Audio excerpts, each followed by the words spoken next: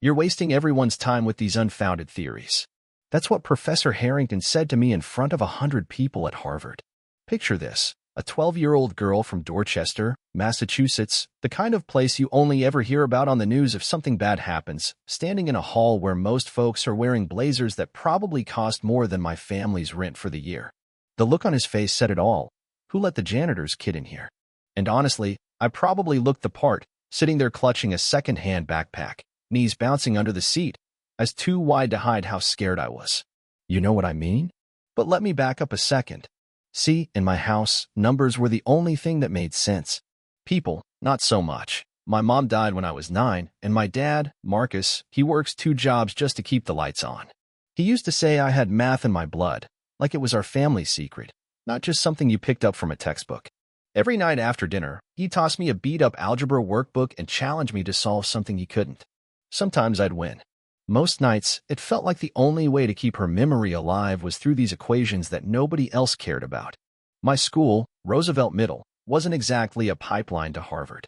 My teachers didn't really know what to do with me, except for Ms. Williams, the only black teacher in the building, and the only person who didn't look surprised when I finished my math work before everyone else. She slipped me a college textbook one day, said, "I think you're ready for this." I remember her eyes, dead serious. The world doesn't always make room for girls like us, so you're gonna have to make it yourself. That line stuck with me, like a splinter.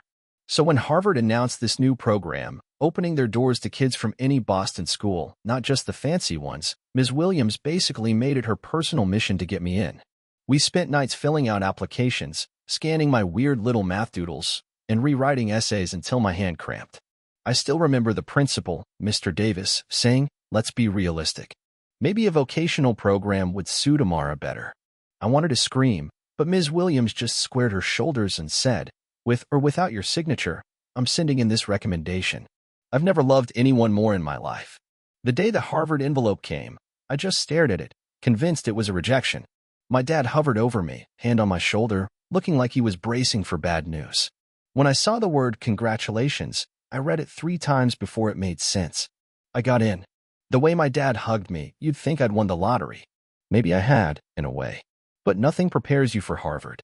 The buildings are huge and ancient, students walking around like they own the world, and the professors, man, they look through you like you're invisible. Day 1, I was the only kid there not wearing a uniform or something with a designer label. The check-in lady squinted at me, scholarship entry?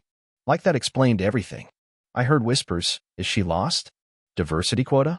But I just sat there, telling myself what my dad always said, stand tall. Professor Harrington swept in like a storm, blue eyes sharp enough to cut glass.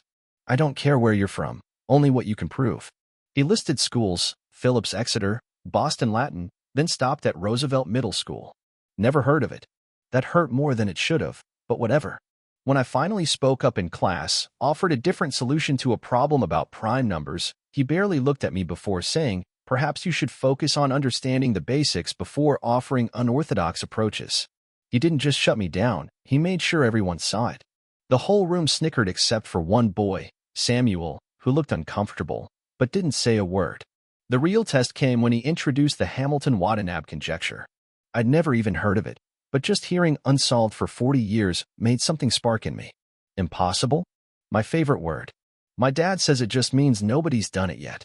Next few weeks were rough. I spent nights covering my bedroom walls with printouts, filling notebooks with numbers until my fingers ached. Dad brought dinner to my lab and listened to my wild theories, even if he only caught every 3rd word. He told me, when people say impossible, sometimes they just mean it's impossible for them. Don't let their limits become yours. I held on to that. But the program was brutal. Harrington ignored me, or worse, used my ideas as cautionary tales. Here's what not to do. Victoria, the golden girl from Windsor, made sure I felt every inch of the distance between us. "Maybe Harvard isn't for everyone," she'd whisper in the hall. One day, after a particularly humiliating session, I broke down in the bathroom, something I swore I'd never do. Victoria caught me. "Just admit it. You don't belong here." I wanted to disappear. The twist? Samuel, the quiet kid, joined my group. Turns out, he'd been following my work, quietly rooting for me. "Your approach is actually interesting," he whispered, flipping through my notes. For the first time, someone in that program saw me, not as a quota, but as a mathematician. We stayed late arguing about quantum states and primes, laughing when our ideas got too wild. Victoria rolled her eyes, but I didn't care. The math was starting to make sense. Then came Dr. Carter, a new professor, black, sharp, the kind of presence that makes everyone sit up straighter. She caught me one morning studying equations alone. "You're Amara Johnson," she said, like it was a fact she'd known her whole life. Turns out, she'd read my approach. "It's unorthodox, but mathematics doesn't move forward without a little rebellion," she smiled.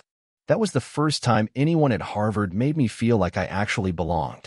She invited me to her office, spent hours going through my proof, pushing me harder, not dumbing it down or brushing me off.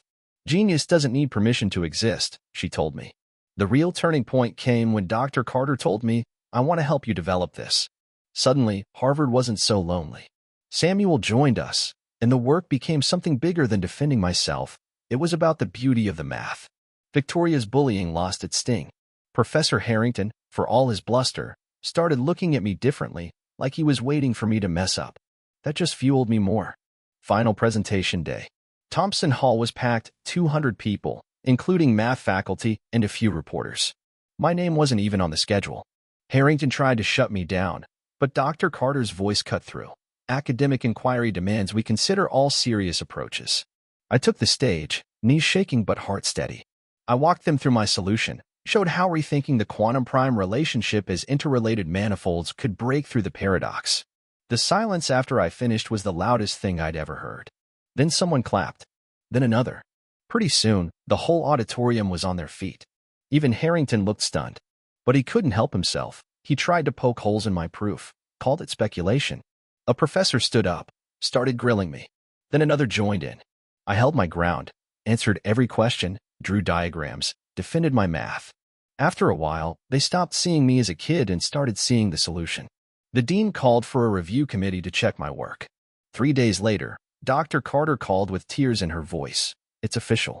They validated your solution." Local news, national news. Everyone wanted a piece of the story. Headlines: "Middle school girl solves impossible math problem." The thing that got me the most? A note in my school newsletter. Brilliance can come from anywhere. My classmates actually believed it, too. Harvard built a special program just for me. Harrington stepped down from running the math program, finally admitting his methods weren't perfect. Victoria, of all people, apologized awkwardly, but it still mattered. Samuel told me he'd started taking more risks in his own work because of me. Dr. Carter became my mentor, then my colleague. The impossible problem was just the start. 1 year later, I stood at another podium, this time talking to kids from neighborhoods like mine. Impossible is just a word, I told them, for something that's waiting for the right question. After my speech, a 10-year-old girl pulled me aside, worried because her teacher said she asked too many questions. I laughed. Best mathematicians never stop questioning. Now, Harvard's new program is sending professors into schools like Roosevelt, looking for kids who see things differently. Harrington leads the effort. I like to think he finally gets it. As my dad says, talent is everywhere, but opportunity isn't. So let's create some new ones. We walked home past the same brick school where I started, and he asked, "Did you ever think you'd change the world?" I just smiled. I solved it because it was there. But I'm glad it opened doors for others. You know what I mean?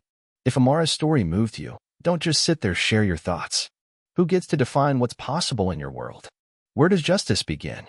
In the end, maybe it's just about having the guts to keep asking, even when they say you're wasting everyone's time.